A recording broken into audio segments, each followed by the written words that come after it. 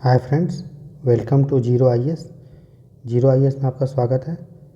मेरा नाम राहुल बरनवाल है। हम लोग विजन आईएएस का PT 365 कर रहे थे पॉलिटी का, जिसमें हम लोगों ने टॉपिक नंबर 1 में टॉपिक 1 से 9 तक कर लिया था। टॉपिक नंबर 2 में 8 टॉपिक कर लिया था और टॉपिक नंबर 3 में जो है 3 टॉपिक जो था वो कर लिए थे और टॉपिक नंबर 4 में 3 टॉपिक अपॉइंटमेंट ऑफ जजेस तक कर चुके थे। फ्रेंड्स, अभी मैंने एक लेक्चर रिकॉर्ड किया था, लेकिन क्या हुआ कि मेरा PC जो था वो स्विच ऑफ हो गया बैटरी लो के कारण, तो मैं वो रिकॉर्ड नहीं कर पाया, जबकि मैं 1 घंटा जो है उसको बना दिया था, सेव नहीं कर पाया, जिसके कारण मुझे दोबारा से बनाना पड़ रहा है। कोई नहीं, कर लेंगे। तो जुडिशरी में आज हम लोग करेंगे 4 टॉपिक दोस्तों, 8 टॉपिक करेंगे टोटल, 4.4 से 4.8 तक। उसके बाद इलेक्शन में हम लोग करेंगे 3 टॉपिक, ठीक है। तो टोटल जो है आज हम लोग 8 से 9 टॉपिक करेंगे। तो बिना देरी किए शुरू करते हैं प्रिजन रिफॉर्म्स, और जीरो आईएएस में आपका स्वागत है। चलिए स्टार्ट करते हैं प्रिजन रिफॉर्म्स। देखिए, न्यूज़ में इसलिए था क्योंकि जो NCRB है, नेशनल क्राइम रिकॉर्ड ब्यूरो, उसने एक रिपोर्ट जारी किया, प्रिजन रिपोर्ट। तो देखिए क्या क्या क्वेश्चन आ सकता है इस टॉपिक से। तो ये आ सकता है, प्रिजन जो है वो स्टेट सब्जेक्ट में है। कोई भी चीज़ स्टेट में होता है तो वो स्टेट गवर्नमेंट के अंडर में आता है, स्टेट लिस्ट में। तो देखिए, जो भी जेल है उसको मैनेज करने का और शासन करने का जो अधिकार है वो राज्य सरकार के पास है, स्टेट गवर्नमेंट के पास। एक कानून है प्रिजन एक्ट 1894 का, अंग्रेज के टाइम का, जिसके तहत जो जेल है वो गवर्न किया जाता है। और हर राज्य का अपना अपना प्रिजन मैनुअल होता है, रूल्स होता है। मिनिस्ट्री ऑफ होम अफेयर्स इसको गाइडेंस प्रोवाइड करती है और एडवाइस देती है, ठीक है। 2 टर्म है इससे रिलेटेड, एक है पैरोल, एक है फरलो। सिंपल है। पैरोल का मतलब ये होता है जब कभी भी इमरजेंसी या एक्सीजेंसी सिचुएशन आ जाए तो उस समय जो है कैदी को छोड़ दिया जाता है। जैसे मान लीजिए कहीं पे जो है ड्राउट का आ गया, फ्लड आ गया, तो वहाँ पे जेल को मैनेज करना डिफ़िकल्ट होगा, तो कैदी को पैरोल दे देंगे, मतलब उसको छोड़ देंगे एक्सीजेंसी में, मतलब इमरजेंसी सिचुएशन में। ये कैदी का अधिकार नहीं है, बल्कि सरकार के डिस्क्रिप्शन पे डिपेंड करता है, ठीक। इसके में क्या होता है, जो आपका सेंटेंस है, जो आपको सज़ा मिला हुआ, उसमें रोक लग जाता है कुछ समय के लिए। फिर जब कंडीशन नॉर्मल हो जाता है तो फिर आप जो वापस जेल में आ जाते हैं। फरलो में क्या होता है, इसमें जो है जो भी आपको सज़ा दिया गया है तो उससे आपको छुटकारा मिल जाता है, फिर आपको दोबारा जेल नहीं आना पड़ता। ये कब मिलता है? ये तब मिलता है जब आपने कोई भी कैदी जो है सर्विस किया है जेल में अच्छा से, मतलब बहुत समय से अच्छे से कैदी अगर बिहेव कर रहा है जेल में, तो उसको सरकार ये मानती है कि यह बदल चुका है, इसलिए उसको आप जो है फरलो मिल जाता है, ठीक है। तो ये डिफरेंस है पैरोल और फरलो में, ठीक। उसके बाद देखिए NCRB के बारे में ये है कि NCRB जो है जितने भी इंडिया में क्राइम्स और क्रिमिनल से जो भी इन्फॉर्मेशन होता है उसको स्टोर करता है। उसके बाद उस इन्फॉर्मेशन को राज्यों में और अलग अलग जो एजेंसी होती है उसको बांटता है। उसके बाद ट्रेनिंग फैसिलिटी प्रोवाइड करता है वो सारे पर्सनल को, वो सारे लोगों को जो क्राइम रिकॉर्ड ब्यूरो को मेंटेन करते हैं। इसके बाद ये इसकी एक संस्था है, national store house of fingerprint के रूप में भी काम करता है। मतलब जितने भी फिंगरप्रिंट्स हैं खासकर क्रिमिनल्स के और कन्विक्टेड पर्सन के, उनको वो स्टोर करता है, ताकि हम अगर फ्यूचर में कुछ क्राइम हो तो हम अपने उसके डेटा शीट रहेगा तो उससे हम लोग जो है देख लेंगे कि क्या वो आदमी उस क्राइम किया है या नहीं किया है, ठीक है ना। फिंगरप्रिंट रखता है सबका, क्रिमिनल्स का। इसके अलावा जो NCRB है वो अलग अलग जो है रिपोर्ट को जारी करता है, जैसे डेथ्स एंड सुसाइड्स का रिपोर्ट, क्राइम्स का रिपोर्ट और प्रिजन स्टैटिस्टिक्स का रिपोर्ट, ठीक है। एक याद ये रखना है कि प्रिजन जो रिपोर्ट हुआ उसमें सबसे ज़्यादा जो अंडर ट्रायल्स हैं, अंडर ट्रायल्स का मतलब होता है कि अभी उस पर मुकदमा चल रहा है लेकिन अभी सज़ा उसको नहीं दिया, उसको अंडर ट्रायल बोलते हैं, ठीक है। मतलब मुकदमा चल रहा है लेकिन सज़ा अभी उसको नहीं मिला है, ठीक है। तो सबसे ज़्यादा अंडर ट्रायल कहाँ है? यूपी में। इसको ऐसे भी याद कर सकते हैं, यूपी में सबसे ज़्यादा पॉपुलेशन है तो अंडर ट्रायल जो है वहीं पे है सबसे ज़्यादा, ठीक है। उसी तरह जो जेल है उसको मॉडर्नाइज करने के लिए गवर्नमेंट ऑफ इंडिया का एक प्रोजेक्ट है, मॉडर्नाइजेशन ऑफ प्रिजन प्रोजेक्ट, जिसके अंदर सेंट्रल गवर्नमेंट जो है ग्रांट देता है। ग्रांट का मतलब क्या है? ग्रांट का मतलब ऐसा पैसा जो राज्य सरकारों को दे देती है और राज्य सरकार को उसको वापस नहीं करना होता, उसको ग्रांट बोलते हैं। एक टर्म होता है लोन। लोन का मतलब क्या होता है? जब आप किसी से लोन लेते हैं तो आपको वापस करना होता है, लेकिन ग्रांट को वापस नहीं करना होता है। तो इस प्रोजेक्ट में सेंट्रल गवर्नमेंट जो है राज्य को ग्रांट देती है ताकि जेल में नए नए टेक्नोलॉजी को यूज़ कर पाएँ और सिक्योरिटी इंप्रूव कर पाएँ। साथ ही साथ कैदी जो अगर एक बार जेल से बाहर जाएंगे अपना सज़ा काट के, तो उनको पुनर्वासन और रिहेबिलिटेशन का भी फैसिलिटी जो है इस प्रोजेक्ट के अंदर दिया जाता है। ये जो प्रोजेक्ट है वो 5 साल का है, 2021 से 26, और इसमें सभी जो सेंटर के और यूनियन टेरिटरी का भी जेल है अलग अलग टाइप का, सब इसमें कवरेज होते हैं। इस प्रोजेक्ट का मकसद वही सब है जो मैंने आपको बता दिया, इंफ्रास्ट्रक्चर सही करना, सिक्योरिटी प्रोवाइड करना और बिहेवियर एटीट्यूड चेंज करना, जो भी जेल के स्टाफ होते हैं, जो भी ऑफिसर्स हैं, उनको कैदियों के प्रति क्या रवैया है उनका जो है चेंज करना, ये भी पर्पस है। इसके अलावा जो भी कैदी छूटते हैं जेल से तो फिर उनको भी है रिहेबिलिटेशन का भी प्रावधान है। इस तरह से फ्रेंड हम लोगों ने जो है जो हमारा प्रिजन रिफॉर्म्स था उसको पढ़ लिए। आगे आते हैं नेक्स्ट टॉपिक में। तो डेथ पेनाल्टी या कैपिटल पनिशमेंट, जिसको बोलते हैं मृत्युदंड। सिंपल सा चीज़ है, बहुत आसान है। पहला ही बात ये है कि मृत्युदंड का मतलब हो गया किसी को जान से मतलब जो है सजा ऐसा देना जिसमें उसकी जान चली जाए, ठीक है। तो देखिए सबसे पहले पंजाब और मध्य प्रदेश जो है एक ऐसा सजा लेकर आए मृत्युदंड, जिसमें मृत्युदंड आपको दिया जाएगा अगर मान लीजिए कोई आदमी जो है जहरीली शराब बनाता है और उससे किसी पीने से किसी लोग का नुकसान होता है, तो जो जहरीला शराब बना रहा है उसको मृत्युदंड देने का प्रावधान पंजाब और एमपी की सरकार ने रखा है। ये आपको थोड़ा सा ध्यान देना रखना है।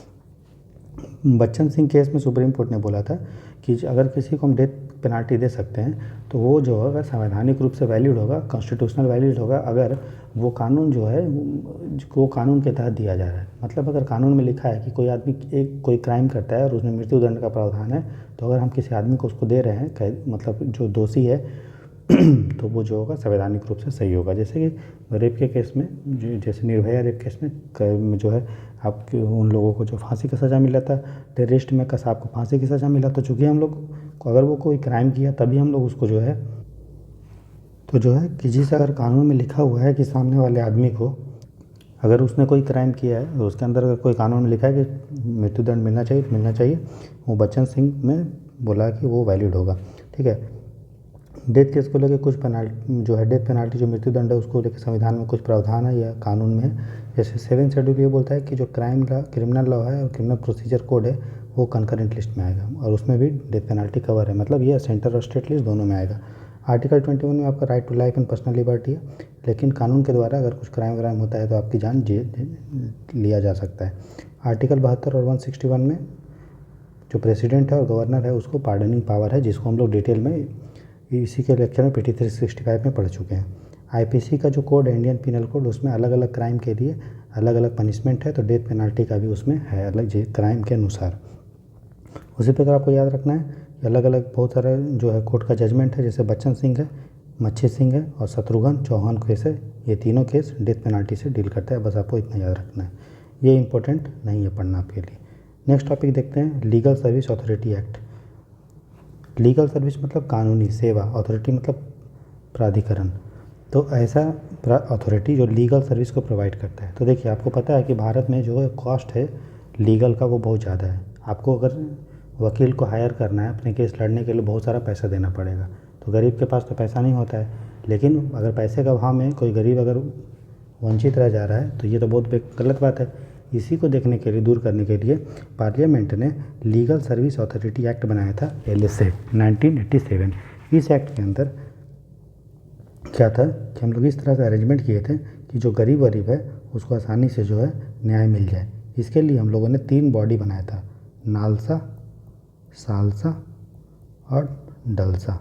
तो जो नालसा थी उसका ना फुल फॉर्म है नेशनल लीगल सर्विस अथॉरिटी, जो सेंटर पे होता था, सेंट्रल गवर्नमेंट पे, और इसका जो हेड होता था वो सुप्रीम कोर्ट का CJI होते हैं, चीफ जस्टिस ऑफ इंडिया। जो सालसा है वो हर राज्य में होगा, स्टेट गवर्नमेंट में, और इसका जो हेड होगा वो चीफ जस्टिस होगा और उस हाई कोर्ट का, जिस राज्य में उसके हाई कोर्ट का चीफ जस्टिस सालसा का हेड होगा। सालसा मतलब स्टेट लीगल सर्विस अथॉरिटी। उसी तरह डिस्ट्रिक्ट के लेवल पे होता है डिस्ट्रिक्ट लीगल सर्विस अथॉरिटी, इसका जो हेड होता है वो डिस्ट्रिक्ट जज होता है दोस्तों। तो न्यूज़ में इसलिए था कि इसका जो डालसा है, जितना पूरे इंडिया में लगभग 700 डिस्ट्रिक्ट हैं, तो 700 डिस्ट्रिक्ट में लगभग 700 डालसा होंगे। तो इन जो डालसा था उनका मीटिंग हुआ पहली बार, ठीक है, तो इसलिए न्यूज़ में था। तो आप लोग समझ गए कि लीगल सर्विस अथॉरिटी एक्ट क्या है और तीनों बॉडी क्या है। और तीनों बॉडी क्या है, कॉन्स्टिट्यूशनल बॉडी नहीं है, एक ऐसी बॉडी है स्टेचुटरी बॉडी है। क्यों? क्योंकि स्टेचूट के अनुसार बनी, मतलब एक्ट के अंडर बनी थी, ठीक है। अब हम देखेंगे ये जो सालसा वालसा है या डालसा है उसका कंपोजिशन क्या होता है। तो देखिए जो ये बना है एक्ट के अंदर, सही है। अपॉइंटमेंट कौन करता है, तो स्टेट गवर्नमेंट करती है। इसके लिए उस हाई कोर्ट का जो चीफ जस्टिस होता है उससे वो कंसल्ट करती है। कंपोजिशन क्या होता है, तो जिसमें डिस्ट्रिक्ट जज होता है जो इसका चेयरमैन होता है। काम वही है, फ्री लीगल एड देना और लोक अदालत को ऑर्गेनाइज करना। मतलब सर्विस में बताया, लीगल सर्विस गरीब को आसानी से पहुंच जाए, वो इसका पर्पस था, ठीक है। तो जो नालसा थी मैंने बता दिया, इसी एक्ट के अंडर जो बनी थी। इसका जो हेड होता है चीफ जस्टिस ऑफ इंडिया होता है। इसी तरह स्टेट में और सेंटर में भी सालसा और डालसा बनती है, ठीक। उसके बाद ये कुछ आर्टिकल एंड अंडर ट्रायल से रिलेटेड ये आपको जानने की ज़रूरत नहीं है। जैसे आर्टिकल 14 राइट टू इक्वालिटी आपने पढ़ा है, article 20 conviction offence fundamental right पढ़ा है, article 21 right to life liberty पढ़ा है, आर्टिकल 22 मैंने आपको डिटेंशन के बारे में बताया था इसी लेक्चर में। आर्टिकल 32 और 226 के बारे में भी डिस्कशन हो चुका है। रिट्स जुरिस्डिक्शन है सुप्रीम कोर्ट का और हाई कोर्ट का।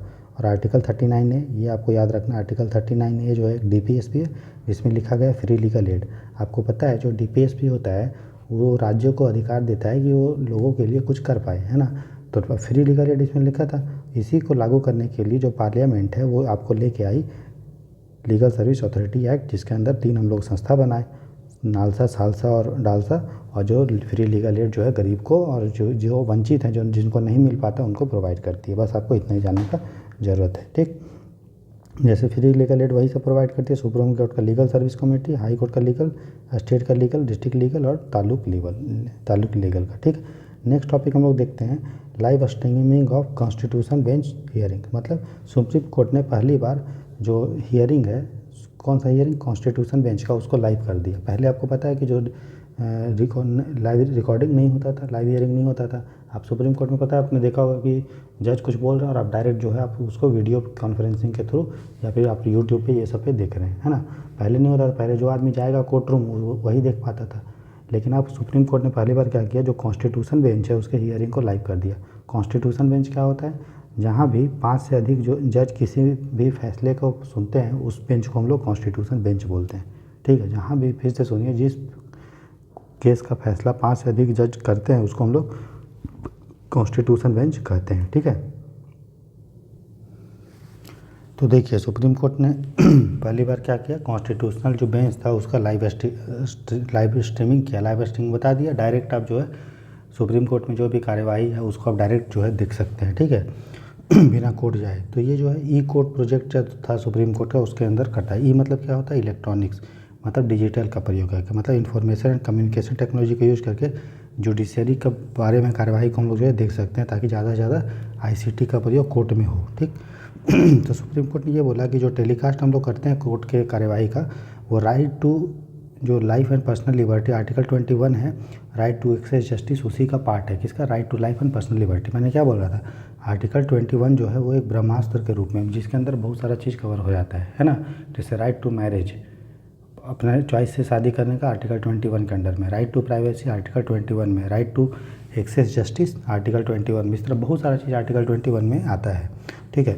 इसके अलावा जो हमारा आर्टिकल 129 है उसके अंदर क्या है कि सुप्रीम कोर्ट को पावर है कि वो एक कोर्ट ऑफ रिकॉर्ड के अनुसार काम करता है। कोर्ट ऑफ रिकॉर्ड मतलब जो भी सुप्रीम कोर्ट डिसीजन देता है उसका जो डिसीजन होता है एक रिकॉर्ड के रूप में होता है, जिसका प्रयोग इंडिया में जितने कोर्ट हैं वो करती है।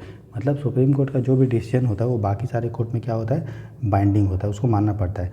इसी प्रकार जो भी कोर्ट का जो भी प्रोसीडिंग होगा इलेक्ट्रॉनिक तरह से, वो सुप्रीम कोर्ट अपने पास रिकॉर्ड के रूप में रखेगी और बाकी कोर्ट उसको यूज कर पाएंगे, ठीक है।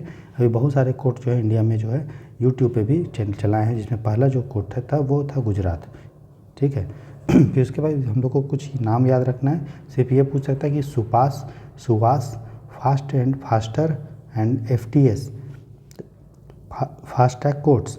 उसके बाद virtual justice clock, justice mobile app, digital court, S3 wasp website. ये किस चीज़ से लिंक है, बस हमें ये याद रखना है। ये जो है जुडिशियरी से लिंक है। किससे लिंक है, जुडिशियरी से। बस आपको इतना ही पूछता है, आपको डिटेल जो है इनके बारे में नहीं जानना है। डिटेलिंग आप इसका ना करें, जो भी मैं बता रहा हूँ आप उन्हीं को पढ़ें। जिस चीज़ को मैं बोल रहा हूँ इंपॉर्टेंट नहीं है वो उससे यूपीएससी नहीं क्वेश्चन पूछेगा, ठीक है। पूछेगा भी तो रेयरली, बहुत कम चांस है, ठीक। हम लोग को कम पढ़ के जाना है, लेकिन वो सब इंपॉर्टेंट चीज़ के पढ़ के आना है और उसी चीज़ को रिवाइज करना है, ठीक है। ध्यान दीजिएगा, यूपीएससी में ज़्यादा पढ़ने से यूपीएससी नहीं निकलता। आप कम चीज़ पढ़ के जाइए, रिवाइज करके जाइए, प्रैक्टिस करके जाइए। तो प्रैक्टिस के लिए मैंने अभी जो है क्वेश्चन भी शुरू किया है, जिसमें हम लोग पॉलिटिक्स का क्वेश्चन शुरू करेंगे। और हम लोग एक प्रोग्राम लॉन्च हुआ है, आपको पता है ना, मेरे चैनल पे DPP नाम है, डेली प्रैक्टिस पेपर, जहाँ पे डेली हम लोग जो है 50 क्वेश्चन प्रैक्टिस करेंगे डेली। और इसका डिटेल डिस्कशन मेरे द्वारा किया जाएगा और साथ ही साथ PDF भी टेलीग्राम चैनल पे दिया जाएगा। टेलीग्राम चैनल का लिंक वीडियो के डिस्क्रिप्शन में मैं दे दूँगा, ठीक है। तो 50 क्वेश्चन डेली प्रैक्टिस करेंगे तो इसमें सिर्फ पॉलिटी भी होगा, सभी सब्जेक्ट होंगे, पॉलिटी होगा 50 क्वेश्चन, फिर नेक्स्ट डे आपका हिस्ट्री का 50 क्वेश्चन, उसके बाद इकोनॉमिक्स का 50, इन्वायरमेंट का 50। तो ये जो प्रोग्राम है कल से शुरू हो रहा है, मतलब बोलिए तो आज ही से शुरू कर दिया हूँ 23 फरवरी से, और अभी जो है क्वेश्चन डाल दिया हूँ, उसका डिस्कशन भी दे दिया हूँ। ठीक है, तो धीरे धीरे करके हम लोग 50 क्वेश्चन करेंगे, फिर नेक्स्ट सब्जेक्ट का 50 क्वेश्चन, ऐसे ऐसे करके हम लोग जो है 28 मई जो हमारा डी डे है यूपीएससी प्रीलिम्स का, वहाँ तक हम लोग जो है 50 क्वेश्चन करेंगे। तो आप सोचिए अभी से अगर आप 50 क्वेश्चन डेली कर रहे हैं तो आपके पास जो है 5000 क्वेश्चन आप लोग सॉल्व कर लेंगे प्रीलिम्स के आने तक। तो 5000 क्वेश्चन अगर प्रैक्टिस कर लेंगे तो आपको कोई भी आदमी जो है यूपीएससी प्रीलिम्स निकालने से नहीं रोक पाएगा, निकाल लेंगे 1 अटेम्प्ट में यूपीएससी प्रीलिम्स। तो ये मेरी गारंटी है दोस्तों, और ये मेरा सपना भी है ये कि आप लोग जो है सभी लोग जितना भी मेरे चैनल को देख रहे हैं, चाहे डायरेक्ट में या इनडायरेक्ट में, वो सभी लोग प्रीलिम्स को क्रैक करिए फर्स्ट अटैम्प्ट में, और जिसका दूसरा या तीसरा अटैम्प्ट भी है वो भी मेहनत करके जो है क्रैक करें यूपीएससी प्रीलिम्स। ठीक है, बहुत आसान है।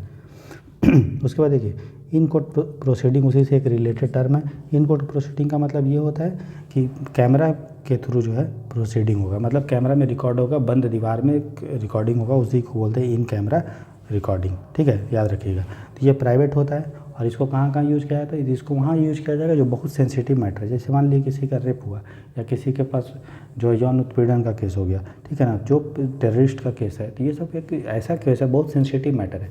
इसको आप बाहर में अगर रिकॉर्ड करेंगे तो पब्लिक पे उसके बारे में जानेगी, तो उस पर लॉ एंड ऑर्डर डिस्टर्बेंस हो सकता है।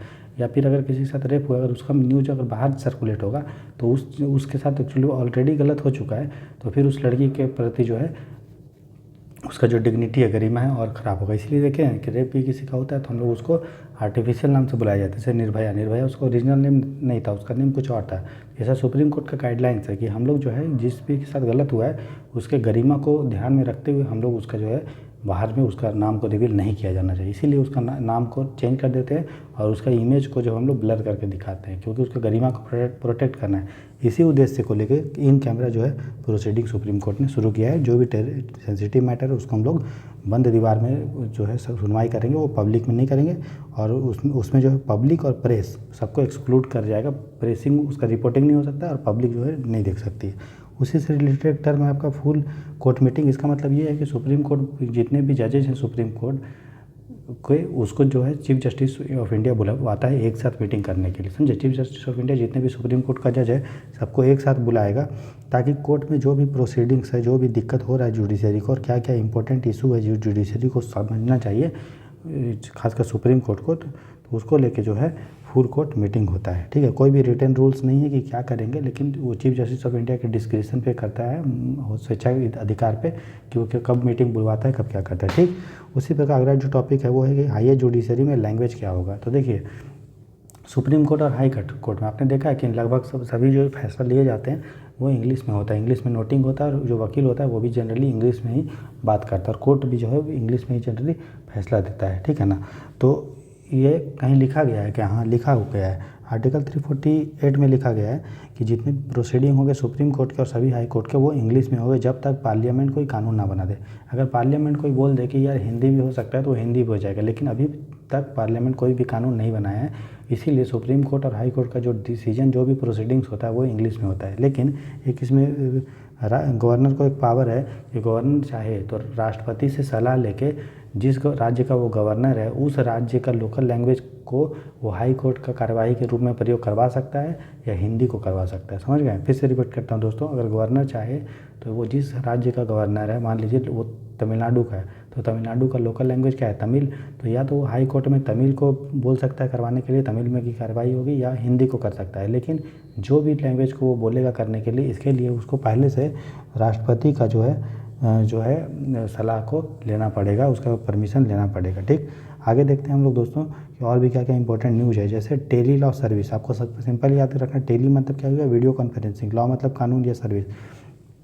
तो क्या होता है कि वीडियो कॉन्फ्रेंसिंग के थ्रू आप डायरेक्ट जो है अपने किसी भी वकील से जुड़ सकते हैं, और वकील आपको सलाह देगा कि आपका अगर ये मैटर है तो आपको ये चीज़ करना चाहिए। ठीक है, इसको मिनिस्ट्री ऑफ लॉ ने लेके आया, लॉ एंड जस्टिस कानून मंत्रालय, ताकि जो गरीब है, जो गांव देहात में है, जो कोर्ट नहीं जा सकते और वकील का मोटा मोटा फीस नहीं दे पाएंगे वो डायरेक्ट जो है वकील से जुड़ सकते हैं। और कौन वकील होंगे ये सुप्रीम कोर्ट मतलब गवर्नमेंट डिसाइड करेगी, जो ये सेवा मुफ्त रूप से देना चाहते हैं। ठीक है, तो वो एडवोकेट कहीं दूसरी जगह पे बैठा हुआ होगा और डायरेक्टली उसका नंबर दिया होगा, और आप डायरेक्टली जो है गांव देहात में बैठ के उसका जो है डिसीजन, उसका जो है राय ले सकते हैं कि मेरे साथ सर मेरे साथ ये प्रॉब्लम है, ये मेरा इशू है, और मुझे इस मैटर में इस केस में हमको क्या करना चाहिए। तो वो जो है आपको क्या करेगा, सलाह दे देगा। तो कहीं कहीं बैठे बैठे वीडियो कॉन्फ्रेंसिंग के थ्रू जो है आप उससे कनेक्ट हो सकते हैं, और ये फ्री में भी आपको जो सलाह मिल जाएगा। इसको कानून मंत्रालय लेके आया और नालसा लेके आया। नालसा के बारे में हम लोगों ने डिटेल में पढ़ लिया है। अगला है ब्रॉडकास्ट सेवा पोर्टल। ब्रॉडकास्ट सेवा पोर्टल मतलब जितने भी ब्रॉडकास्टर हैं, न्यूज़ ब्रॉडकास्टर्स जो भी ब्रॉडकास्ट करते हैं, वो उनका अगर एप्लीकेशन आता है लाइसेंस को लेके, परमिशन को लेके या रजिस्ट्रेशन को लेके, तो उनके लिए एक डेडिकेटेड पोर्टल बनाया गया है जिसमें ये ऑनलाइन सर्विस ये सब के लिए ले सकते हैं। इसको ministry of information and broadcasting लेके आए। अगला है बॉडीली ऑटोनॉमी एंड इंटीग्रिटी। इसका मतलब ये है, सिंपल सा मतलब है कि बॉडीली ऑटोनॉमी मतलब बॉडी में आपकी ऑटोनॉमी है, मतलब आपका बॉडी आपका खुद का है, एंड इंटीग्रिटी और मतलब जो है अखंडता। तो इसका मतलब ये है कि आप अपने बॉडी के स्वयं मालिक हैं, आपको क्या करना है क्या नहीं करना है ये आप खुद डिसाइड करेंगे। इसलिए सुप्रीम कोर्ट ने ये बोला कि किसी भी आदमी को हम जो है वैक्सीन के लिए फोर्स नहीं करते, टीका देने के लिए ज़बरदस्ती टीका नहीं दे पाएंगे। क्यों? क्योंकि जो उसके बॉडी पे उसका कंट्रोल है, उसका अधिकार है। लेकिन फिर भी सुप्रीम कोर्ट ने ये बोला कि सरकार को पावर है कि वो इंडिविजुअल के राइट पे रेस्ट्रिक्शन लगा सकती है अगर चाहे तो, लेकिन उसके लिए उसको 3 कंडीशन को फुलफ़िल करना पड़ेगा। अगर 3 रिक्वायरमेंट वो फुलफ़िल कर लेगी तभी सरकार उसके इंडिविजुअल को राइट को रेस्ट्रिक्ट कर सकती है, जो है कम कर सकती है। जैसे वो है लीगैलिटी मतलब ये है कि हमें देखना पड़ेगा सरकार को कि हम लीगल तरीक़ा से उसे ला रहे हैं कि नहीं। जैसे कोरोना में अगर सरकार ने बोला कि वैक्सीन हम दिलवाएंगे और जो नहीं वैक्सीन देगा उसको हम लोग जो है क्या करेंगे, पनिशमेंट भी दे सकते हैं, खासकर उस एरिया में जहाँ पे बहुत ज़्यादा केस बढ़ रहा था। तो उसके लिए सरकार जो है emergency provision epidemic act use किया, एपिडेमिक एक्ट है ना। तो वो लीगल तरीक़ा से था। लेजिटिमेट नीड, जो आवश्यकता वो लेजिटिमेट हो, इलीगल तरीक़ा से नहीं हो, इलीगल आवश्यकता नहीं हो। ठीक है, सरकार का आवश्यकता क्या था कि कोरोना कंट्रोल में वो एक लेजिटिमेट है ताकि इकोनॉमी पे इम्पैक्ट कम पड़े, समाज पे इम्पैक्ट कम पड़े, एक ये है। अगला जो कंडीशन है वो है प्रोपोर्शनैलिटी। प्रोपोर्शनैलिटी का मतलब ये है कि जो हम चीज़ करना चाह रहे हैं वो हमेशा जो है मतलब जो अभी हमारा क्या है, जो भी हमारा लक्ष्य है, एम है, वो हमेशा जो है बड़ा होना चाहिए। किससे इंडिविजुअल का राइट लेंगे तो उससे जो हानि होगी। मान लीजिए कोई इंडिविजुअल है, उसको हम लोग क्या कर दिए, आर्टिकल जो 19 है उसको हम लोग बोल दिए कि तुमको जो है जो है कि अपना अधिकार को लिमिट करना है। ठीक है, मतलब आपको उतना बोलने का अधिकार नहीं है। किस केस में? मान लो कहीं पे टेररिस्ट का अटैक हुआ, तो अगर मान लीजिए आप जो है कोई इंडिविजुअल है वो इन्फॉर्मेशन लीक करेगा कि अभी टेररिस्ट का मूवमेंट ये हुआ, मान लो सोशल मीडिया पे वो ऑनलाइन हो गया और लिख कर दिया कि अभी टेररिस्ट यहाँ से इधर मूव कर रहे हैं, यहाँ से इधर मूव कर रहे हैं, इससे इधर। तो अगर ऑनलाइन अगर रिकॉर्डिंग करेगा वो सोशल मीडिया पे टेररिज्म का, तो उससे क्या होगा, ये तो इन टेररिस्ट को पता चल जाएगा कहीं तरीक़े से। इसके अलावा जो भी पब्लिक को, जहाँ पे भी पब्लिक का न्यूज़ ये सर्कुलेट होगा वहाँ पे जो पब्लिक पैनिक कर जाएंगे, डर जाएंगे, है ना। तो ये आदमी अगर बोलेगा मुझे बोलने का अधिकार आर्टिकल 19 में, लेकिन सुप्रीम कोर्ट ये देखेगी भाई कि जो हमारा जो भी अधिकार है उससे क्या क्या इम्पैक्ट पड़ रहा है समाज में। अगर जो वो इम्पैक्ट जो है बहुत ज़्यादा पड़ रहा है तो सरकार तुमको रेस्ट्रिक्ट कर देगी। उसी तरह से सरकार का अगर लक्ष्य है कि हम जो है समाज में शांति और समृद्धि लेके आएंगे तो जो इंडिविजुअल का अधिकार को अगर हम लोग उसमें कंट्रोल कर ले रहे हैं और समाज में उसमें ज़्यादा शांति और समृद्धि आ रही है, तो वो जो है प्रोपोर्शनैलिटी टेस्ट को क्या करेगा, फुलफ़िल करेगा। ठीक है, तो 3 टेस्ट अगर लेजिटिमेसी और जो है नीड और लीगैलिटी और प्रोपोर्शनैलिटी, ये 3 कंडीशन के आधार पे सरकार चाहे तो लोगों के अधिकार को वंचित कर सकता है। आगे हम लोग देखते हैं टॉपिक सील्ड कवर जूरिस्प्रूडेंस। इसका मतलब ये है कि कुछ मैटर को जो सुप्रीम कोर्ट मांगता है, कुछ मैटर को, कुछ इन्फॉर्मेशन को सुप्रीम कोर्ट अगर मांगता है तो उसको सील कवर में दिया जाता है। मतलब ताकि सील्ड कवर मतलब कोई लिफाफा में डाल के देते हैं ताकि कोई उसे ना पढ़ पाए। ठीक, ऐसा इसलिए करते हैं क्योंकि कुछ केसेस में ये हम लोग को आवश्यकता पड़ती है। जैसे official secret act. Official secret act मतलब कुछ ऑफिस का कुछ सीक्रेट होता है, जैसे कि किस तरह से बजट बन रहा है, किस तरह से एलोकेशन हो रहा है, फिर जैसे कि मिनिस्ट्री ऑफ एक्सटर्नल अफेयर्स ने यूएसए में क्या डिप्लोमेसी में क्या क्या जो है यूज किया है, वो सब किसी ऑफिस का सीक्रेट होता है, उसको रिवील नहीं किया जाना चाहिए। इसीलिए जब भी ऑफिशियल सीक्रेट एक्ट में सरकार कुछ सुप्रीम कोर्ट मांगेगा तो वो लिफाफा में देगी, ताकि पब्लिक के पास पूरा इन्फॉर्मेशन ना चला जाए। उसी तरह कोई अगर इन्वेस्टिगेशन चल रहा है तो उस इन्वेस्टिगेशन में भी क्या क्या हो रहा है, वो भी जो है सील्ड लिफाफा में देगी। इसके अलावा किसी चाइल्ड के प्रति अगर यौन उत्पीड़न हुआ है तो उसका भी जो इन्फॉर्मेशन होगा, उसका भी जो उससे जो बच जाएंगे सर्वाइवर्स, मान लो किसी के यौन उत्पीड़न हुआ है तो कोई बच्चा को, तो अगर हम उस बच्चा का इन्फॉर्मेशन अगर लीक करेंगे तो उस बच्चा को जो इंटीग्रिटी या डिग्निटी उसको हो जाएगा। हमें पता चल जाएगा यार फलाना लड़का के साथ जो है गलत हुआ है, तो उसका हो सके लोग मजाक उड़ाएं, या उसका फिर उसको खुद ही ख़राब लगेगा कि हमको कोई दूसरा दृष्टि से देख रहा है, तो उसका इन्फॉर्मेशन भी सरकार रिवील नहीं करती है, ठीक है ना। और उसका इसलिए नाम वाम चेंज कर दिया जाता है। अगला टॉपिक है ट्रांजिट एंटिसिपेटरी बेल। इसका मतलब ये है कि सुप्रीम कोर्ट बेल देता है। बेल तो आप समझ गए कि कोर्ट बेल देता है। बेल मतलब आपको जो है पैसा वैसा जो भी बेल का होता है फ़ी दे के आप जो है बेल ले सकते हैं, जेल से छूट सकते हैं। तो ट्रांजिट एंटिसिपेटरी बेल का मतलब, मान लीजिए कोई आदमी है, उसको कहीं दूसरे कोर्ट में उसका केस चल रहा है, ये आदमी दूसरे राज्य का है, मान लीजिए झारखंड का है, high court Bihar high court में उसका चल रहा है केस, तो उसको जाने के लिए जो छुट्टी लेके जाना पड़ेगा, जो भी प्रोसेस फॉलो करना पड़ेगा, तो उसी समय जो इसको बेल मिलता है मूवमेंट के समय, तो उसको बोलते हैं ट्रांजिट एंटिसिपेटरी बेल। मतलब ट्रांजिट के समय बेल मिलता है ना, वहाँ दूर जाने के लिए उसको बेल मिलता है। ये कभी कोई जेल में बंद होगा तो दूर जाने के लिए उसको हाई कोर्ट में रिपोर्ट करना है, तो उसको बेल की ज़रूरत है, तो उसको बोलते हैं transit anticipatory bell. Constitution bench आपको समझाएंगे। तो कॉन्स्टिट्यूशन बेंच क्या होता है, हमने बता दिया था कि 5 से अधिक जजेस को होते हैं इसमें, सुप्रीम कोर्ट इसको बनाता है, चीफ जस्टिस ऑफ इंडिया, ठीक है। और किस किस कंडीशन में ये बन सकता है जनरली, तो आर्टिकल 143 में, 143 मतलब कॉन्स्टिट्यूशन को इंटरप्रेट करने में। तो कॉन्स्टिट्यूशन इंटरप्रेट मतलब मान लो कि सुप्रीम कोर्ट बोले भाई कि बेसिक स्ट्रक्चर का क्या मतलब है, तो बेसिक स्ट्रक्चर का क्या मतलब है, या लिबर्टी का क्या मतलब है, इंटीग्रिटी का क्या मतलब है। तो जब कॉन्स्टिट्यूशन को इंटरप्रेट करने की ज़रूरत पड़ती है तब आर्टिकल 143 का यूज होता है, और उसके अंदर सुप्रीम कोर्ट जो है कॉन्स्टिट्यूशन बेंच बना सकता है जिसमें 5 से अधिक जजेज होते हैं। उसी प्रकार आर्टिकल 145(3) में, जिसमें प्रेसिडेंट जो है वो सुप्रीम कोर्ट के ओपिनियन को मांगता है, किसमें मांगता है, आर्टिकल 143 में। तो आपको मैंने बताया था आपको 143, जिसके तहत जो है सुप्रीम कोर्ट जो है मांगता है, किससे, राय मांगता है, किससे, सुप्रीम कोर्ट राय मांगता है। सुप्रीम कोर्ट जो है राय देता है, किसको देता है, प्रेसिडेंट को, जब वो इन्फॉर्मेशन मांगता है सुप्रीम कोर्ट से। इसके अलावा जब 2 या 2 से अधिक जज जो है डिफरेंट ओपिनियन दे, तब भी सुप्रीम कोर्ट को लगता है कि ये मैटर लार्ज बेंच में जाना चाहिए। इसके अलावा जब भी 3 या 3 से अधिक जजेज उल्टा पुल्टा जजमेंट देंगे, जहाँ पे कभी भी मेजोरिटी नहीं बन पाएगी, तो भी जो है क्या होगा, कॉन्स्टिट्यूशन बेंच बनेगा। अगला जो हम लोग का टॉपिक है वो है क्यूरेटिव पिटीशन। तो बहुत सिंपल सा चीज़ है। मान लीजिए कोई आदमी है M, उसको कोई पनिशमेंट मिला P, ठीक है। अब इसको इस पनिशमेंट के अगेंस्ट अपील करना है कोर्ट में। तो जब वो अपील करता है सुप्रीम कोर्ट में, या जिस कोर्ट में उसको सज़ा मिला था, दिया था, तो जब वो अपील करता है तो उसको हम लोग बोलते हैं रिव्यू पिटीशन, क्योंकि वो मांग रहा है कोर्ट से कि आप इस पिटीशन को रिव्यू करिए, दोबारा देखिए।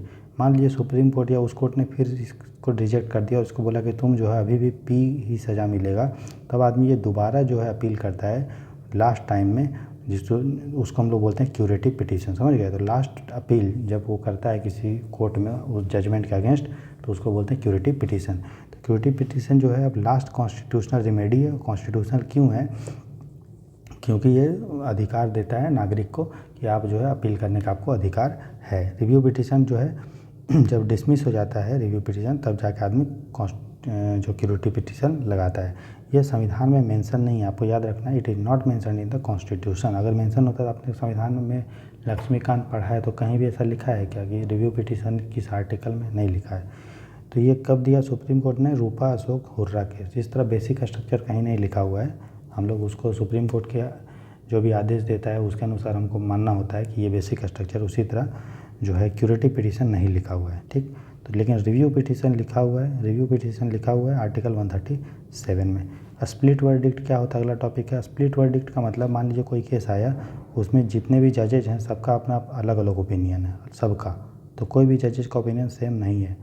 मतलब कोई भी फैसला अगर सुप्रीम कोर्ट से आना है तभी आएगा ना जब मेजोरिटी जज उसको करेंगे। मान लीजिए 5 जज है, 5 जज में 3 बोले कोई डिसीजन को और 2 जज कुछ और डिसीजन बोले, तो 3 जो बोले वो मान्य होगा, है ना, क्योंकि ये मेजोरिटी है।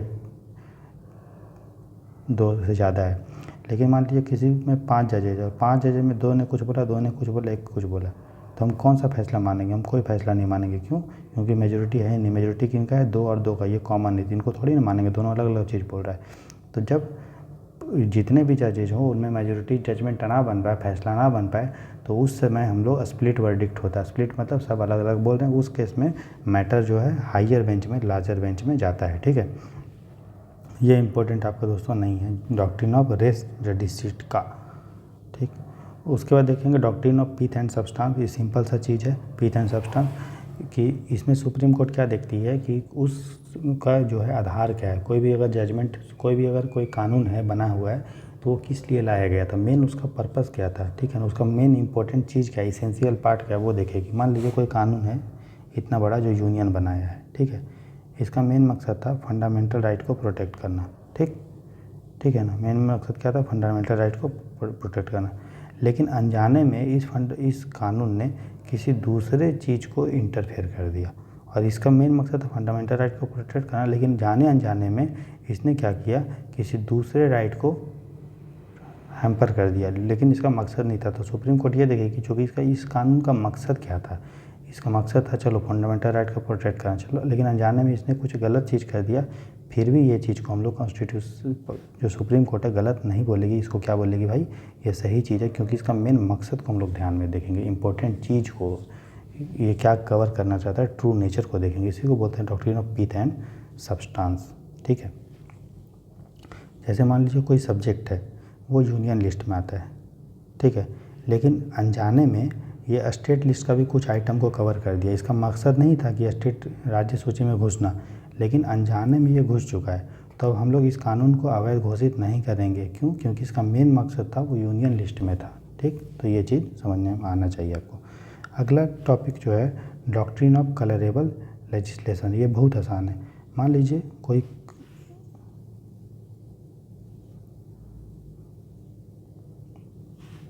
कानून था ऐसा, सुप्रीम जो गवर्नमेंट थी वो चाहती थी इस चीज़ को लागू करना, ठीक है, लेकिन वो डायरेक्ट लागू नहीं कर पाती थी, क्योंकि उसको लगता था कि हम जो चीज़ करने जा रहे हैं वो गलत है, तो वो डायरेक्ट नहीं करती थी। तो वो क्या करेगी, इनडायरेक्ट तरीक़ा से कुछ लेके आएगी।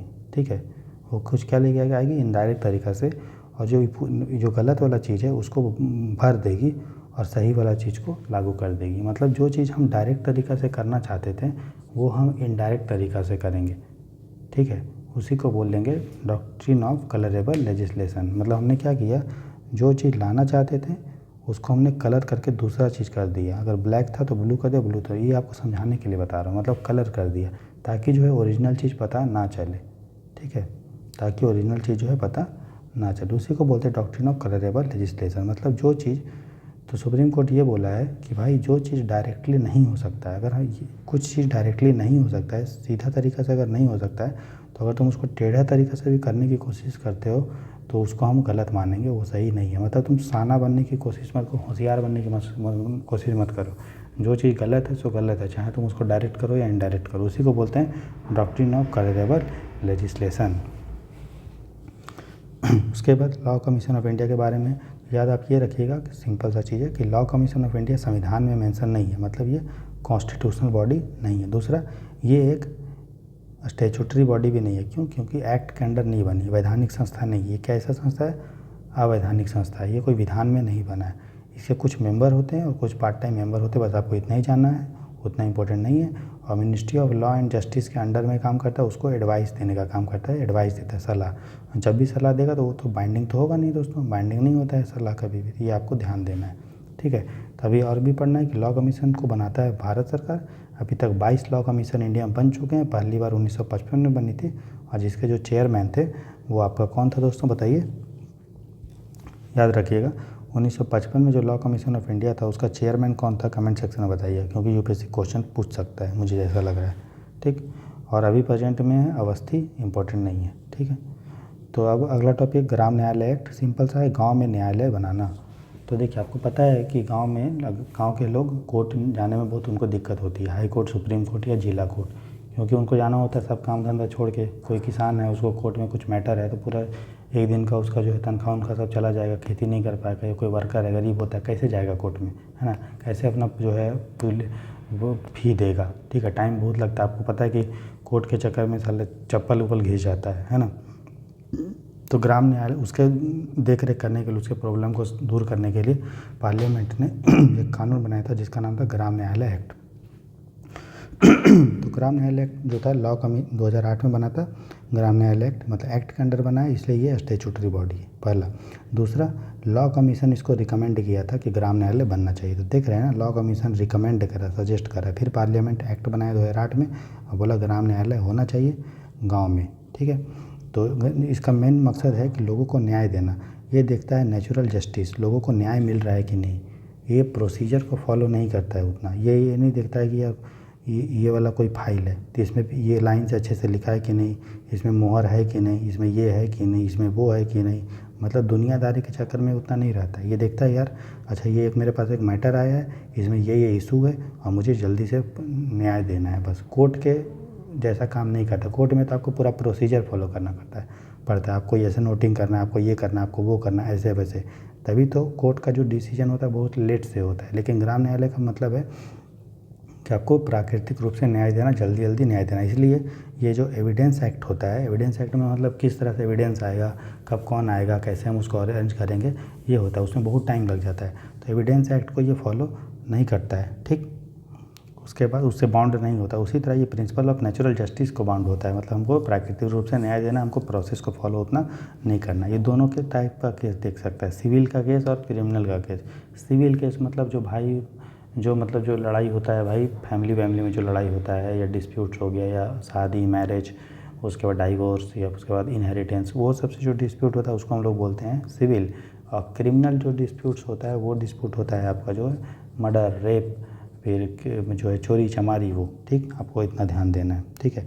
जो ग्राम न्यायालय के जो कौन हेड करेगा, तो उसके लिए स्टेट गवर्नमेंट जो है हाई कोर्ट से परमिशन, हाई कोर्ट की सलाह से नए अधिकारी बनाते हैं। अगला जो टॉपिक है दोस्तों वो है हमारा नार्को टेस्ट। तो ध्यान आपको ये देना है कि जो नार्को टेस्ट में आपने देखा होगा कि कोई एक हार्डकोर क्रिमिनल होता है तो उसको उगलवाने के लिए सरकार जो है उस नार्को टेस्ट करती है। और नार्को टेस्ट में एक केमिकल डाला जाता है उस आदमी में, जिसका नाम होता है सोडियम पेंटोथल।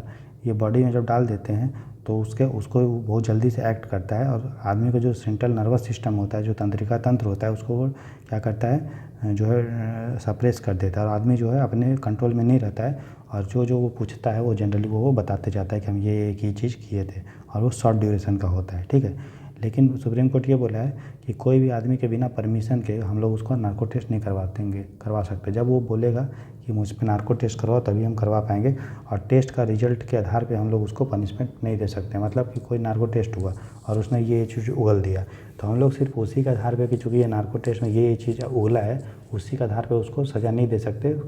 जो कोर्ट ने बोला कि जो पुलिस है उसको और भी चीज़ सबूत इकट्ठा करना पड़ेगा, और भी जांच पड़ताल करना पड़ेगा। सिर्फ नार्को टेस्ट के आधार पर किसी को सज़ा नहीं दिया जा सकता है। इसको बोलते हैं नार्को टेस्ट और सुप्रीम कोर्ट का जजमेंट। अगला जो टॉपिक है वो नाफिस है। नाफिस का मतलब है national automated fingerprint identification system. इसको मिनिस्ट्री ऑफ होम अफेयर्स ने लेकर आया।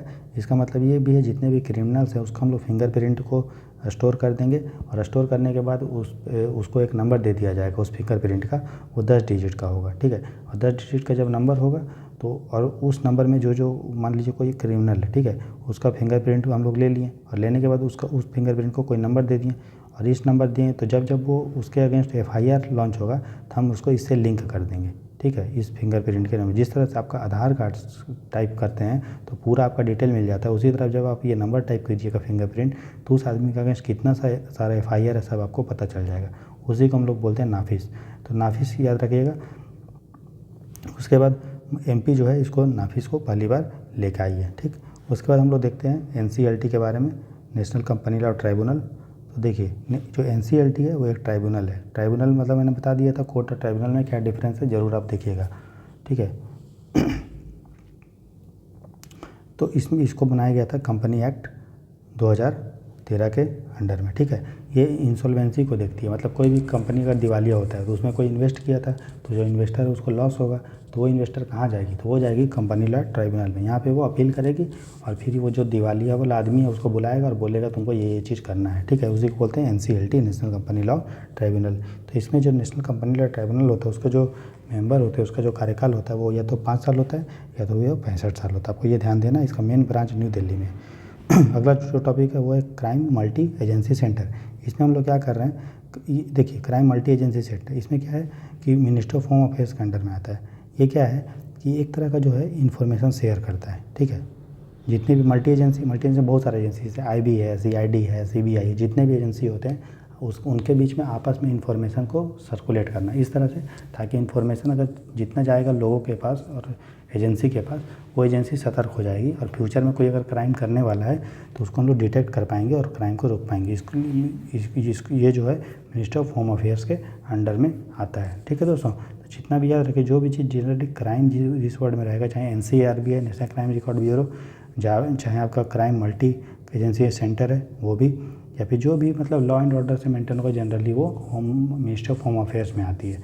हालांकि law and order state list है, लेकिन जो सेंटर लेवल पे लॉ एंड ऑर्डर का जो है दिखता है, पुलिस जो होता है, मतलब क्राइम, तो वो जो होता है पुलिस और स्टेट लिस्ट में आता है। लेकिन जो क्राइम जो ऊपर में होता है, नेशनल क्राइम रिकॉर्ड ब्यूरो, या हमने अभी देखा क्राइम मल्टी, वो जो है state ministry of home affairs के अंडर में आती है, ठीक है।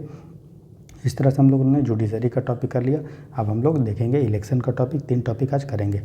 देखिए एंटी डिफेक्शन लॉ, आपको क्या जानना है कि एंटी डिफेक्शन मतलब होता है दल बदल। जब एक पार्टी छोड़ के दूसरा पार्टी हम लोग ज्वाइन कर लेते हैं उसको हम लोग दल बदल बोलते हैं। इसको हॉर्स ट्रेडिंग भी बोलते हैं, ठीक है। तो इसमें क्या होता है कि जब वॉलंटरी आप छोड़ देते हैं उस पार्टी को जिस पार्टी से आप चुन के आए थे। मान लीजिए मैंने चुन के आया BJP से और उस पार्टी को मैं जानबूझ के छोड़ दिया, तो वो जो है एंटी डिफेक्शन में आएगा, ठीक। एंटी डिफेक्शन को 10th शेड्यूल में मेंशन है। 10th शेड्यूल क्या है, इंडिया में जो भारत का संविधान है टोटल 12 शेड्यूल है, तो उसका जो 10 शेड्यूल है उसको ऐड किया गया था 52nd अमेंडमेंट एक्ट 1985 के द्वारा, और उसमें 10th शेड्यूल में लिखा हुआ है एंटी डिफेक्शन लॉ, ठीक है। तो इसको जो दल बदल हुआ है या नहीं हुआ है वो कौन डिसाइड करता है, तो जिस हाउस का जो MP है तो उस हाउस का स्पीकर करेगा। जैसे लोकसभा का है तो लोकसभा का स्पीकर, और राज्यसभा का MP है तो राज्यसभा का स्पीकर, अगर विधानसभा का MLA है तो विधानसभा का स्पीकर। ये डिसाइड करता है कि डिफेक्शन हुआ है, दल बदल हुआ है या नहीं हुआ है। तो दल बदल का कुछ ग्राउंड है या अयोग्य ठहराने का किस ग्राउंड है। मान लीजिए कोई मनोनीत जो है मेंबर है, ठीक है। आपको पता है कि लोकसभा से प्रेसिडेंट पहले 2 एंग्लो इंडियन को करता था, अब तो नहीं करता है, और राज्यसभा में 12 करता है। तो 12 जो नॉमिनेटेड मेंबर है, मान लो सचिन तेंदुलकर नॉमिनेटेड है, वो अगर कल को कोई 6 महीना बाद किसी पार्टी को ज्वाइन करता है तो वो हो जाएगा डिस्क्वालीफाई, वो हो जाएगा अयोग्य घोषित। तो वो 6 महीने के अंदर उसको ज्वाइन करता है तो अयोग्य घोषित नहीं होगा, 6 महीने के बाद करता है तो हो जाएगा। उसी तरह कोई स्वतंत्र मेंबर है जो बिना पार्टी के किसी पार्टी के चुन के आया है ना, तो वो जो अगर इंडिपेंडेंट मेंबर अगर किसी भी पार्टी को ज्वाइन कर लेता है तो वो डिस्क्वालीफाई हो जाएगा। इसके अलावा कोई पार्टी का मेंबर है लेकिन लेकिन वो पार्टी के आदेश को नहीं मानता है। जैसे कोई भी पार्टी का MP है, मान लो ये कांग्रेस का MP है, और कांग्रेस इसको बोली है कि इस बिल पे तुम हाँ या ना बोलना है, हाँ बोल दो, इस बिल को तुम पास कर दो, मतलब इस बिल पे अपना तुम वोट डालना है, इस तरह से। और लेकिन ये जो MP है वो कांग्रेस के बात नहीं मानता है, ठीक है ना, ये इसके अपोजिट काम कर रहा है।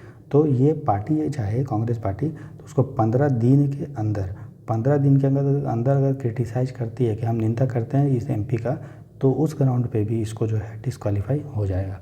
और डिस्क्वालीफाई होगा या नहीं होगा ये डिसाइड करता है उस हाउस का हेड, उस हाउस का प्रिसाइडिंग ऑफिसर, चाहे स्पीकर चाहे चेयरपर्सन, ठीक है दोस्तों। उसके बाद देखिए नेशनल पार्टी किसको बोलेंगे, तो इसके लिए मैंने याद किया था 6-4-4-2-3-4, 6-4-4-2-3-4। तो 6-4-4 मतलब आपको 6% वोट मिलना चाहिए। अगर किसी पार्टी को टोटल वैलिड वोट में से 6% वोट मिला हो, और वो वोट जो है 4 या 4 से अधिक राज्यों से है लोकसभा में, और साथ ही साथ उसको 4 MP भी लोकसभा में हो, मतलब 6% वोट 4 राज्य से और 4 MP, तो उसको नेशनल पार्टी, राष्ट्र पार्टी का दर्जा मिल जाएगा। पहला तो कंडीशन ये है। या कोई पार्टी जो है 4 राज्यों में स्टेट पार्टी हो, मतलब कोई पार्टी है, ठीक है, वो झारखंड में भी स्टेट पार्टी है, बिहार में भी है, MP में भी है, छत्तीसगढ़ में भी है। तो चूँकि 4 राज्यों में स्टेट पार्टी का दर्जा इसको मिल चुका है, इसलिए इस पार्टी को हम लोग नेशनल पार्टी बोल सकते हैं। और उसको दर्जा देगी कौन, इलेक्शन कमीशन। और तीसरा कंडीशन है 2-3, मतलब 2% उसको टोटल सीट मिल जाए लोकसभा में और 3 राज्यों से मिले, तो 2% सीट और 3 राज्यों से तो भी बोलेंगे। तो 6% वोट 4 राज्य और 4 MP। तो पहला कंडीशन ये है। दूसरा है 2% सीट 3 राज्य या 4 स्टेट में क्या स्टेट पार्टी। तो अगर ये सब चीज़ है उसके पास तो जो है हम मानेंगे कि वो नेशनल पार्टी का उसको दर्जा मिल जाएगा। तब याद कर लीजिएगा 6 4 4 2 3 4। तो ये पार्टी जिसको लग रहा है कि हमको ये कंडीशन में से कोई भी एक कंडीशन फुलफिल कर लिए, वो जाएगा इलेक्शन कमीशन ऑफ इंडिया के पास। इलेक्शन कमीशन चेक करेगी कि क्या सही में ये कंडीशन फुलफिल हो रहा है। अगर हाँ तो उसको वो नेशनल पार्टी का दर्जा दे देगी। ठीक है। तो देखिए जो एंटी डिफेक्शन है उसका कुछ लिमिटेशन है। पहला लिमिटेशन ये है कि कोई भी अगर पार्टी से 2/3 मेंबर निकल के अगर दूसरी पार्टी में चले जाएंगे तो इस कंडीशन को दल बदल नहीं माना जाएगा। समझ में आया। कोई भी जन पार्टी है, मान लीजिए जैसे कि हम लोगों ने देखा था जो शिवसेना थी, शिवसेना को जो शिंदे गुट था उसमें से उसके 2/3 जो है टुकड़े होके चले गए थे बीजेपी में। तो सुप्रीम कोर्ट जो है बोली थी कि चूँकि 2/3 से ज़्यादा MLA छोड़ के दूसरे पार्टी में चले गए हैं, इसीलिए इसको एंटी डिफेक्शन नहीं माना जाएगा। एक एंटी डिफेक्शन का ये क्या है जो है दल बदल का क्या है एक्सेप्शन अपवाद है। दूसरा कंडीशन है कि स्पीकर या लोकसभा का या राज्यसभा का चेयरमैन अगर चाहे तो जब वो स्पीकर और बनता है लोकसभा का राज्यसभा का चेयरमैन तो वो चाहे तो अपनी पार्टी को छोड़ सकता है और छोड़ने के बाद वो अपना कार्यकाल पूरा कर ले स्पीकर या चेयरपर्सन के रूप में, और जब वापस पार्टी को ज्वाइन करेगा तो उसको जो है एंटी डिफेक्शन नहीं माना जाएगा। समझ में आया। तो अगर कोई आदमी जो है कोई स्पीकर या चेयरपर्सन के रूप में नॉमिनेट होता है और उसके बाद नॉमिनेट होने के बाद उस पार्टी को छोड़ देता है और जब उसका कार्यकाल स्पीकर और चेयरपर्सन के रूप में कंप्लीट हो जाता है और दोबारा अगर वो किसी पार्टी को ज्वाइन कर लेता है उसी पार्टी को, तो उसको एंटी डिफेक्शन नहीं माना जाएगा। ये सुप्रीम कोर्ट ने बोला है और एंटी डिफेक्शन लॉ में ये ऐसा लिखा हुआ है। ठीक। अगला जो हम लोग देखते हैं साइमल्टेनियस इलेक्शन। बहुत सा सिंपल चीज़ है। साइमल्टेनियस इलेक्शन मतलब एक साथ चुनाव। तो एक साथ मतलब इसका नहीं है कि लोकसभा और विधानसभा का चुनाव पूरे भारत में एक साथ होगा, ऐसा नहीं है। इसका मतलब ये है कि जिस भी सभी संसदीय क्षेत्र में लोकसभा किस भी जैसे मान लीजिए एक राज्य है, ठीक है, और ये इसका कॉन्स्टिट्यूएंसी है, यहाँ पे इलेक्शन होना है। तो अगर इस इलेक्शन में इस एरिया में लोकसभा का और स्टेट लेजिस्लेटिव असेंबली मतलब विधानसभा का, लोकसभा और विधानसभा का इलेक्शन अगर एक साथ होगा इसी पार्ट में, तो हम लोग बोलेंगे कि वहाँ पे साइमल्टेनियस इलेक्शन हुआ है। पूरे भारत में हो रहा है वो कोई गारंटी नहीं है, लेकिन कहीं भी अगर हो रहा है इलेक्शन तो उस एरिया में विधानसभा और लोकसभा का इलेक्शन साथ होना चाहिए। कहने का मतलब ये है कि कोई अगर किसी एरिया में साइमल्टेनियस इलेक्शन हम तभी कहेंगे जब वहाँ कोई आदमी वोट देगा, और वोट देगा तो एक ही साथ वो लोकसभा के इलेक्शन उसी दिन दे रहा है और विधानसभा के इलेक्शन का वोट उसी दिन दे रहा है, तभी हम लोग क्या बोलेंगे उसको साइमल्टेनियस इलेक्शन। साइमल्टेनियस इलेक्शन का या एक साथ चुनाव होने का ये मतलब नहीं है कि पूरे भारत में एक साथ होगा, जबकि किसी भी एरिया में अगर एक साथ अगर लोकसभा और विधानसभा का हम लोग वोट दे पा रहे हैं तभी हम लोग बोलेंगे वहाँ पे साइमल्टेनियस इलेक्शन हुआ है दोस्तों। तो ये आप कॉन्सेप्ट याद रखिएगा। ठीक। इसके बाद कुछ हमारा आर्टिकल है कॉन्स्टिट्यूशन से रिलेटेड जो आपको जानना चाहिए। लोकसभा में ये आपको आर्टिकल ध्यान नहीं देना है। ठीक। आपको याद रखना कि लोकसभा कार्यकाल 5 साल होता है, विधानसभा का कार्यकाल 5 साल होता है, लेकिन राष्ट्रपति चाहे तो लोकसभा को भंग कर सकता है यूनियन कैबिनेट के सलाह पे। अगर कैबिनेट सलाह देगा केंद्रीय कैबिनेट तो कर सकता है, लेकिन यहाँ देखिए डिजॉल्व कर सकता सिर्फ लोकसभा को, राज्यसभा को डिजॉल्व करने का पावर किसी के पास नहीं है ना, और विधान परिषद का भी पावर नहीं है। क्यों? क्योंकि ये लोग कंटिन्यूअस चैम्बर है, ये कंटिन्यू रहता है, इसलिए लोकसभा और विधान परिषद भंग नहीं किया जा सकता। जबकि राज्य, ठीक है, फिर से थोड़ा बता दे रहा हूँ, जैसे इसीलिए राज्यसभा और विधान परिषद को भंग नहीं किया जा सकता क्योंकि वो कंटिन्यूअस चैम्बर है, जबकि लोकसभा और विधानसभा को हम लोग भंग कर सकते हैं। लोकसभा और विधानसभा को भंग कर सकते हैं, जबकि राज्यसभा और विधान परिषद को भंग नहीं कर सकते हैं। ठीक। तो भंग कौन करेगा? तो प्रेसिडेंट करेगा लोकसभा को और गवर्नर करेगा लेजिस्लेटिव असेंबली के, लेकिन कैबिनेट से पूछ के। तो देखिए, तो साइमल्टेनियस इलेक्शन पहले भी भारत में था 1967 तक, जब कांग्रेस की सरकार सेंटर पे भी होती थी और राज्यों में होती थी, तब एक ही साथ इलेक्शन हो जाता था। लेकिन जैसे जैसे अलग अलग पार्टी का उदय हुआ तो साइमल्टेनियस इलेक्शन खत्म हो गया, और इलेक्शन कमीशन ने भी और लॉ कमीशन, नीति आयोग ने भी, और दिनेश गोस्वामी कमेटी, ये कमेटी का नाम याद रखिएगा, दिनेश गोस्वामी कमेटी, जो बना था इलेक्टोरल रिफॉर्म को, चुनाव को सुधारने के लिए बना था। तीनों कमेटी और इलेक्शन कमीशन ने भी बोला था कि साइमल्टेनियस इलेक्शन इंडिया में होना चाहिए। ठीक। अगला लास्ट टॉपिक हम लोग देखेंगे आज का डिलिमिटेशन कमीशन। तो ये आपको राम कहानी जानने का जरूरत नहीं है, बस आप समझिए कि डिलिमिटेशन कमीशन या परिसीमन आयोग क्या होता है। तो देखिए, जब भी सेंसस होता है तो उसके बाद पार्लियामेंट जो होता है एक कानून बनाता है जिसका नाम होता है परिसीमन कानून या डिलिमिटेशन कानून। इसके बाद एक डिलिमिटेशन कमीशन बनता है। तो डिलिमिटेशन कमीशन को बनाता कौन है, अपॉइंट कौन करता है, तो अपॉइंट करता है प्रेसिडेंट अपॉइंट करता है। और उसके लिए इलेक्शन कमीशन ऑफ इंडिया के थ्रू जो है उसके हेल्प से परिसीमन आयोग काम करता है। तो परिसीमन आयोग जब भी काम करेगा तो उसको वो तो इस एक्ट के अंडर बनता है, लेकिन उसको नॉमिनेट कौन करता है, उसको अपॉइंट कौन करता है, अपॉइंट करने का पावर जो है वो प्रेसिडेंट के पास है। और जो डिलिमिटेशन कमीशन है इसके लिए जो है इलेक्शन कमीशन का भी सपोर्ट लेता है। ठीक, तो डिलिमिटेशन कमीशन अभी तक इंडिया में 4 बार बना है, 52, 63, 73 और 2002 में। ठीक, 84 उसके बाद नहीं बना। क्यों? क्योंकि जो 84th अमेंडमेंट एक्ट था उसने ये बोला था कि 2026 तक जो है हम परिसीमन नहीं करेंगे, हम रोकते हैं परिसीमन, इसलिए उसके बाद नहीं बना। अभी तक 4 बार ही बना है। ठीक है, तो जो अपॉइंटमेंट होता है वो प्रेसिडेंट होता है, आपको बता दिया। इसमें टोटल 3 मेंबर होंगे डिलिमिटेशन कमीशन में। एक तो होगा कि सुप्रीम कोर्ट का जज जो अभी रिटायर हो गया है या जो है प्रेजेंट में जज है। दूसरा, सेंटर पे जो इलेक्शन कमीशन है वो तो या तो कमिश्नर होंगे वहाँ के, चीफ इलेक्शन कमिश्नर या कोई और इलेक्शन कमिश्नर। इसके अलावा जिस राज्य का परिसीमन होना है उस राज्य का जो इलेक्शन कमीशन है उसका जो होगा इलेक्शन कमिश्नर भी हेड होगा, मतलब मेंबर होगा। तो टोटल 3 होते हैं, एक तो सुप्रीम कोर्ट की तरफ से, एक सेंटर पे सेंट्रल इलेक्शन कमीशन तो होना ही है, 2 लोग तो रहेंगे ही। इसके अलावा जिस राज्य में इलेक्शन होना है उस राज्य का इलेक्शन कमिश्नर। ठीक है, तो याद रखना टोटल कितने लोग हो गए, 3।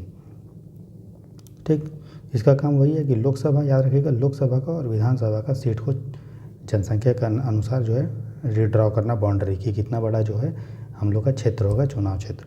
तो ठीक है, तो याद रखिएगा इसमें लोकसभा है और इसमें क्या है, लेजिस्लेटिव सीट है, असेंबली का, मतलब इसमें राज्यसभा नहीं है। याद रखिएगा कि राज्यसभा का इलेक्शन संविधान क्षेत्र के अनुसार तो नहीं होता है ना, इनडायरेक्ट इलेक्शन होता है, आपने पढ़ा होगा।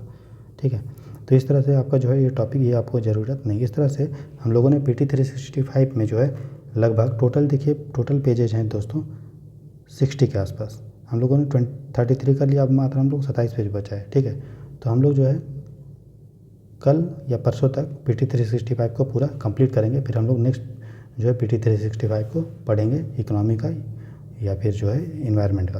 तो देखिए जीरो IAS का चैनल आप देख रहे थे, हम लोगों ने PT 365 कर लिया है। साथ ही इस चैनल पे आपको मुरुनाल सर का इकोनॉमी जो का भी PDF आपको मिलेगा, उसका डिस्कशन भी मैं जो है डेली बेसिस पे ले रहा हूँ। और मैंने आज एक नया कोर्स लॉन्च किया है, ठीक है, जिसका नाम है दोस्तों DPP डेली प्रैक्टिस पेपर। इसमें हम लोग डेली जो है 50 क्वेश्चन प्रैक्टिस करेंगे और ये सभी सब्जेक्ट का होगा। मतलब एक दिन आपका पॉलिटिकल आएगा, एक दिन आपका ज्योग्राफी आएगा, इकोनॉमिक्स आएगा, ठीक है, इन्वायरमेंट आएगा, साइंस टेक, ये सब आपका चलेगा, हिस्ट्री विस्ट्री।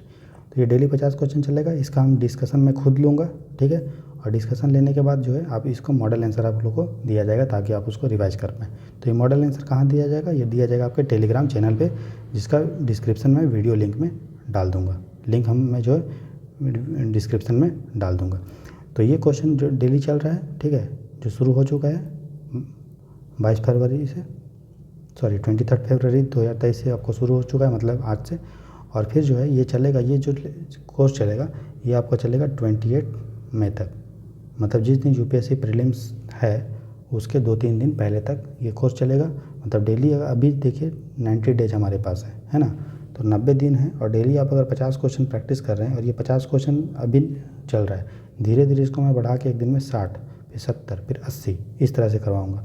और फिर जब एग्ज़ाम 1-2 महीना पहले रहेगा तब मैं जो है आपको 9:30 से 12:30, 9:30 से 11:30 जो आपका टाइम होता है UPSC का प्रीलिम्स का, 9:30 से 11:30, उस समय आपको 100 क्वेश्चन का सॉल्यूशन आपको करवाऊंगा। तो इस तरह से आपका एग्ज़ाम पैटर्न में आपकी तैयारी होगी, जहां आप क्वेश्चन को प्रैक्टिस करते हुए और बेसिक बुक्स को जो मैं पढ़ा रहा हूँ और करंट अफेयर जो पढ़ा रहा हूँ उसको ध्यान में रखते हुए आपका तैयारी जो होगा इतना अच्छा हो जाएगा कि आप जब UPSC प्रीलिम्स देने जाएंगे 28 मई को, आपको 1% भी कहीं भी गलती नहीं होगा, कोई भी परेशानी का सामना नहीं करना पड़ेगा। ठीक है, तो जब हम ये क्वेश्चन कर रहे हैं तो हम लोग को 5000 से 6000 जो है क्वेश्चन तैयारी करके जाएंगे।